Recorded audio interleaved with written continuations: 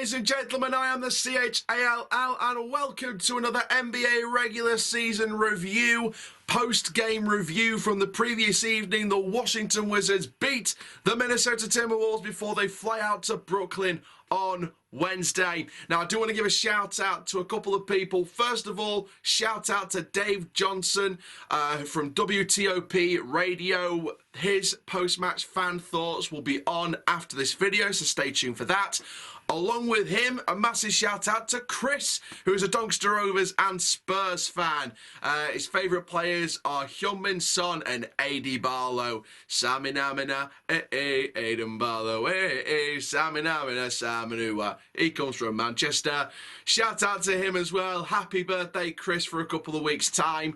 Shout out to you as well. So before we get started, make sure you do like, comment, subscribe. Click the notification bell to never miss YouTube video. The social media links are in the bottom of your screen and in the description down below as well. So coming into this game, the previous evening, the Minnesota Timberwolves have won 5 of their last 7. It is now 5 of their last 8.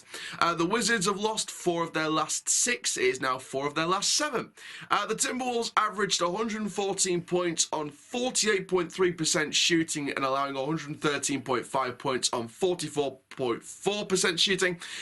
Edwards was averaging 22.1 points and 5.8 rebounds, while Towns was averaging 21.4 points and 5.4 assists. For the Wizards, averaging 108.3 points on 46.5% shooting, and allowing 109.6 points on 44.5% shooting. Beal averaging 23.1 and 3.8 in rebounds, while Porzingis was averaging 20.3 points and 2.6 assists. We'll talk more about him in a moment. Now, obviously, this was a big game. The Wizards have a decent record. It's not the best. It's not the worst, but it's an okay record. It's a bit iffy here and there. But in this particular game, they absolutely showed what they can do. There was one spell in the third quarter where the Wolves definitely came out with something different and cut the leads, and there was an allowance, shall we say, to cut that lead. But for the majority of the game, the Timberwolves were. Some fans have come out and said it's embarrassing, but there was embarrassing moments. I won't say the whole thing was embarrassing. There was embarrassing moments. But the highlights for me, Porzingis. First of all, let's talk about Porzingis. First of all, wow. Absolutely wow. I mean, just to give you the stats on what this guy finished on by the end of the fourth quarter, or by the end of the game, should we say. A career high 41 points with 4 minutes and 49 seconds left of the game. Previously 40 against Indiana Pacers in 2017. It's his career high. MVP chance from the Capital One Arena at that time. Absolutely deserved every single one of them.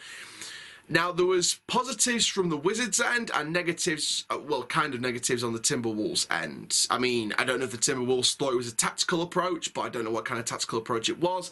But to be fair, I think, and you'll hear it when we speak to Dave Johnson later on this evening in the post-game fans' thoughts, I don't think anyone guarding Porzingis was in for a good night. I think Porzingis is a 7'3" guy. He's a special player, and he was going to have a special night. And I think looking back on the previous game, which we did review, obviously came up from Boston. You know, I think Dave admitted it himself. The Boston Celtics are the best team in the East. The record sees exactly what's what. So I think the Wizards were always going to be in for a tough game on that one. The Boston's offense is just so pretty to watch and so beautiful to see him play. But against the Timberwolves, they absolutely had a field day. They bounced back from the defeat to Boston. They absolutely went for it. And Porzingis was one of those guys that absolutely went for it. But the negative, or the kind of negative from me, or the kind of different tactical approach from the Timberwolves, should we say, or word it differently, why Gobert was guarding Porzingis, I've no idea. Why wasn't Karl Anthony Towns guarding Porzingis instead? I don't know.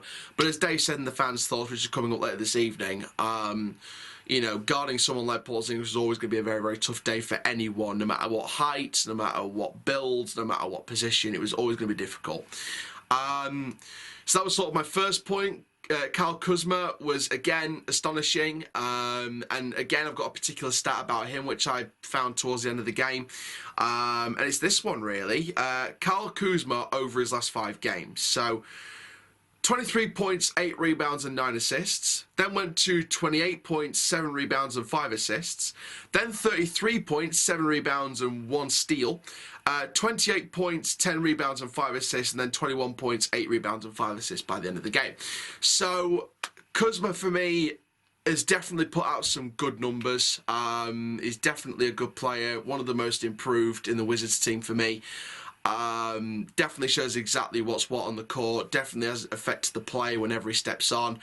The Minnesota Timberwolves, let's talk about them for a moment, because it was, at times it was embarrassing to watch at times, but overall they just couldn't keep up with the Wizards. They had that third quarter where they came out with a different source of energy. I don't know what was said in the team talk at halftime. I don't know what was thrown in the dressing room, but something happened. Something happened at that time, and it took that something out of those players.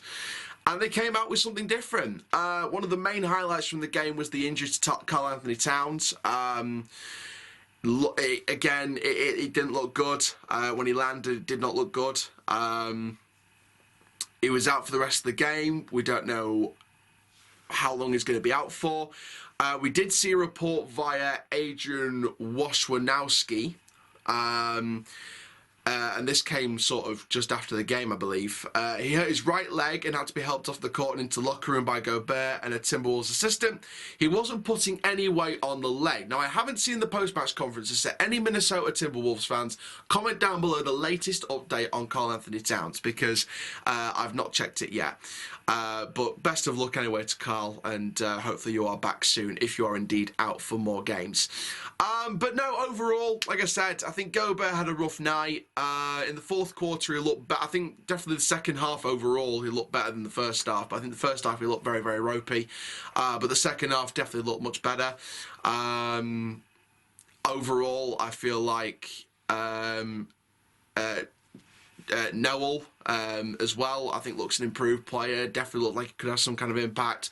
D'Angelo Russell in the first half especially was doing good. I think he was one of the standouts for the Timberwolves before Towns went off. So overall for me, I think the Wizards definitely deserved the win, and you know, they definitely played like a winning team. And as Dave says in the fans' thoughts, and stay tuned for that video because it's a great video. They definitely look like a playoff team. Obviously, it is too early to tell, but I think if they continue like this, they'll definitely be in the playoffs. But we'll see how far this Washington team can go. But that's going to be it for this video, guys. Make sure you do like, comment, subscribe, and for now, I'm the CHALL. Ta-ra for now.